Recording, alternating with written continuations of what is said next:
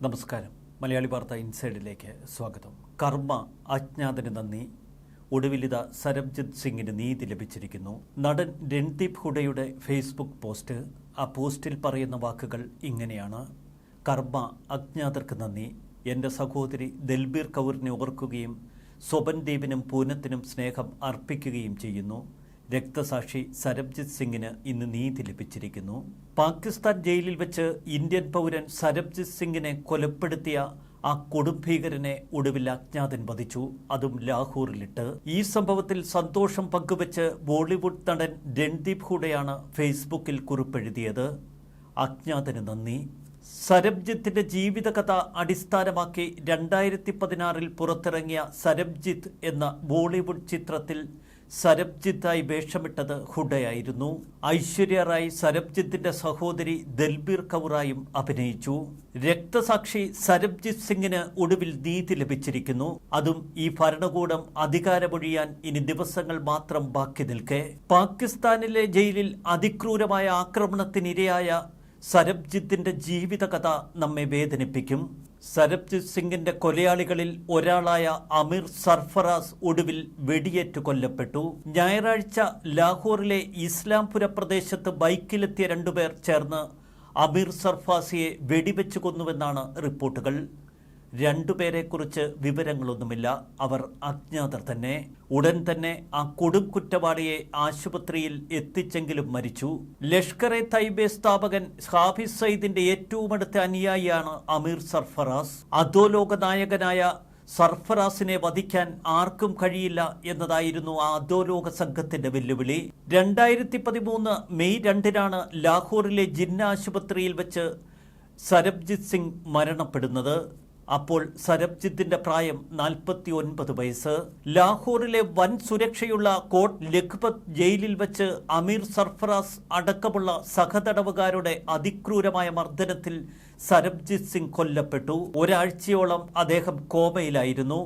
ഇഷ്ടികയും ഇരുമ്പുകമ്പികളും ഉപയോഗിച്ചാണ് സഹതടവുകാർ സരബ്ജിത്ത് സിംഗിനെ ആക്രമിച്ചത്. 2018 ഡിസംബറിൽ സർഫറാസിനെ ലാഹോറിലെ കോടതി പക്ഷേ കുറ്റവിമുക്തനാക്കി. നെഞ്ചുപൊട്ടുന്ന കഥയാണ് സരബ്ജിത്ത് സിംഗിന്റെ ജീവിതം. ഒടുവിൽ ഇന്ത്യൻ സിനിമാ ലോകത്ത് അത് ചർച്ചയാവുകയും ചെയ്തു. ഇന്ത്യയുടെ ചാരസംഘടനയായ റോയുടെ കീഴിൽ പ്രവർത്തിച്ചിരുന്ന വ്യക്തിയാണ് സരബ്ജിത്ത് സിംഗ് എന്ന് പാകിസ്ഥാൻ പറയുന്നു. ഔദ്യോഗിക പ്രതികരണങ്ങൾ ഇക്കാര്യത്തിൽ ഇന്ത്യ ഇതുവരെ നടത്തിയിട്ടില്ല.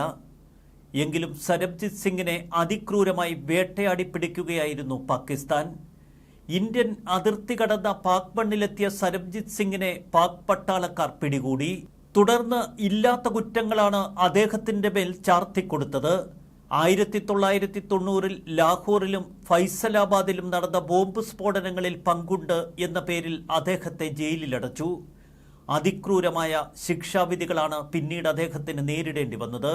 ഈ സ്ഫോടനങ്ങളിലെ പങ്ക് ഉയർത്തിക്കാട്ടി സരബ്ജിത്ത് സിംഗിന് വധശിക്ഷ വിധിച്ചു പാക് കോടതി. 1991 മുതൽ 2013 അദ്ദേഹം വധിക്കപ്പെടുന്നതുവരെ കോട്ട് ലോക്പത് ജയിലിലായിരുന്നു അദ്ദേഹത്തിന്റെ നാളുകൾ. അദ്ദേഹത്തിന്റെ ഭാര്യ സുഖ്പ്രീത് കൗർ, മക്കളായ സ്വപ്നദീപ് കൗർ, പൂനം കൗർ, സഹോദരി ദൽബീർ കൗർ എന്നിവർ അദ്ദേഹത്തിന്റെ മോചനത്തിനായി പിന്നീട് പൊരുതിയ നാൾ വഴികൾ ഏവരുടെയും ശ്രദ്ധ പിടിച്ചുപറ്റി. മാറി മാറി വന്ന കേന്ദ്ര സർക്കാരുകൾക്ക് മുന്നിൽ അവർ തങ്ങളുടെ നിവേദന കെട്ടുമായി ചെന്നു. കണ്ണീരിൽ സരബ്ജിത്ത് സിംഗിന്റെ കഥകൾ പറഞ്ഞു.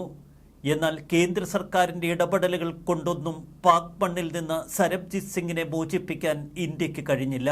23 വർഷത്തെ അവന്റെ ജയിൽ ജീവിതം, 23 വർഷത്തെ അവന്റെ പാക് ജയിൽ ജീവിതം, അവനെ ഒരു സഹോദരനായല്ല സ്വന്തം മകനായി കണക്കാക്കിയ മൂത്ത സഹോദരി ദൽബീർ കൗർ സരബ്ജിത്തിന്റെ മോചനത്തിനായി അശ്രാന്തമായി പരിശ്രമിച്ചു. ഒരു ദിവസം പോലും വീട്ടിലിരിക്കാതെ അവർ മേലധികാരികൾക്ക് മുന്നിൽ കണ്ണീർ തൂകി നിന്നു.